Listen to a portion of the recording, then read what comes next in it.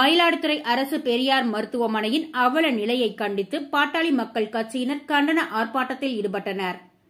மயிலாடுதுறை மாவட்டம் மயிலாடுதுறை அரசு பெரியார் மருத்துவமனையின் அவல நிலையை கண்டித்து மயிலாடுதுறை பழைய பேருந்து நிலையம் அருகே பாட்டாளி மக்கள் கட்சியின் மாவட்ட செயலாளர் லண்டன் அன்பழகன் தலைமையில் ஆர்ப்பாட்டம் நடைபெற்றது.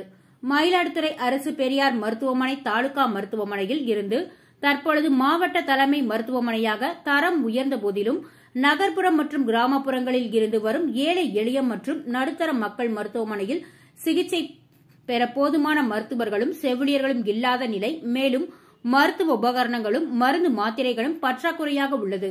மேலும் 24 மணி நேர அவசர சிகிச்சை பிரிவும் 24 மணி நேர பணி மருத்துவர்களும் குழந்தை மருத்துவரும் இல்லாத நிலையில் பொதுமக்களும் தாய்மார்களும் மற்றும் குழந்தைகளும் மிகுந்த சிரமத்திற்கு ஆளாகின்றனர். இந்த அவல நிலையை கண்டித்து பாட்டாளி மக்கள் கட்சியினர் மற்றும் சமூக ஆர்வலர்களும் அனைத்து நிலை பொறுப்பாளர்களும் பொதுமக்களும் கலந்து கொண்டு கண்டன ஆர்ப்பாட்டத்தில் ஈடுபட்டனர்.